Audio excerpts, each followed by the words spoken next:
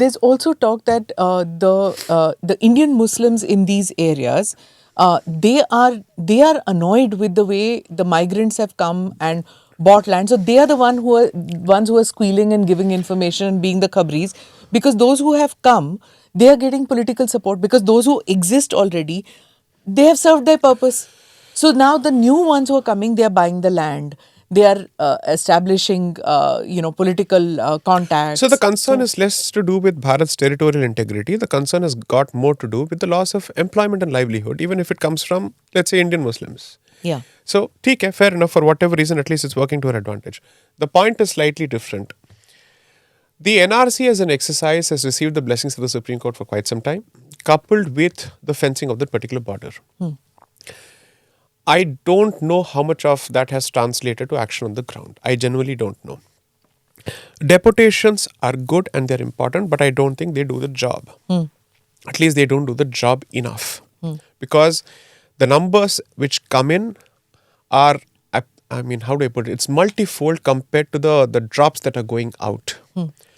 And I think this figure has been quoted often. If in 1999, Lieutenant General Sinha's report basically said that there were close to 1.9 crores across the country. I'm saying in 2025, what do you think that number would have become? When the Rohingya issue was first raised, I think in 2006, 15, 16 or 17, around that period, then General Atta Hasnain put out a tweet basically giving their numbers, the number of people there and how many of them were actually pregnant.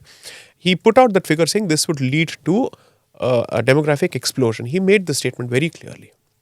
He said this, he was conscious of it. Right? Now, we don't know what the numbers are and they've spread across the country.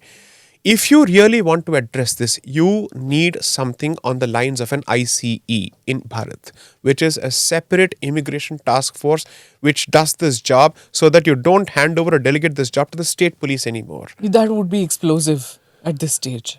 Either you wait for the explosion of Bharat or you handle an explosive situation. The choice is yours. It's only a matter of time. I don't understand what is unconstitutional about this. Anything can be a subject of a furor in the parliament, or any kind of nonsense can be discussed for hours at end. That Vande Mataram is the subject of discussion is a shame for this country. I'm sorry to say this. Considering that, I don't think we have time for these academic conversations anymore. The clock is ticking. You're racing against time at this point. I gave these figures, I chapterized this book in a certain fashion because I said, this is no more a discussion of social media, tu meme. It has gone much beyond that. Wake up and smell the coffee. Okay? Therefore, you need a separate task force, separate commission of funds, central oversight into this, separate tribunals for this. If you don't do this, your existing judicial system coupled with your, let's say law enforcement system it does not have the wherewithal to handle this problem. Just as, let's say, on the company law board, you have technical members with an insight into how company matters are supposed to be handled. Either they are chartered, let's say, accountants or company secretaries or people with extensive backgrounds from the bureaucratic side. You need people from the security establishment manning or, let's say, womaning these tribunals, at least as one of the members with a judicial member for oversight.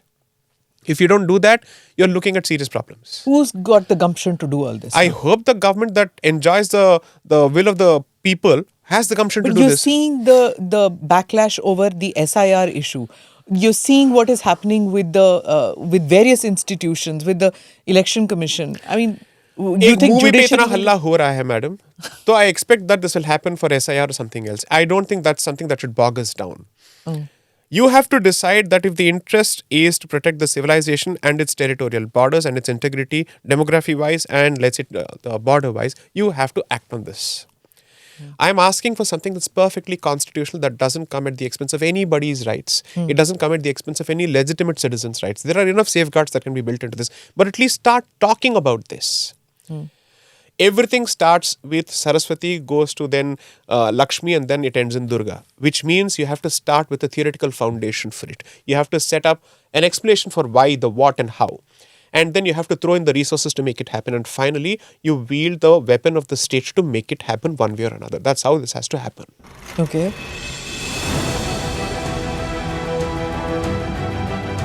Namaste, Jai Hind. You're watching ANI podcast with Smita Prakash. अगर हम उसको मस्जिद कहेंगे तो फिर विवाद होगा. The issue is टूटा है क्या भारत? 400 पार का मतलब ये है कि संविधान खतरे में है। क्या हम लोग ये निर्देश देते हैं कि फला को गिरफ्तार करके जेल डाल दो? वही तो कह रहे हैं सब। ये बेबुनियाद निराधार आरोप। सच्चा सुनना चाहो देखो स्मिता प्रकाश ANI, it does not lie।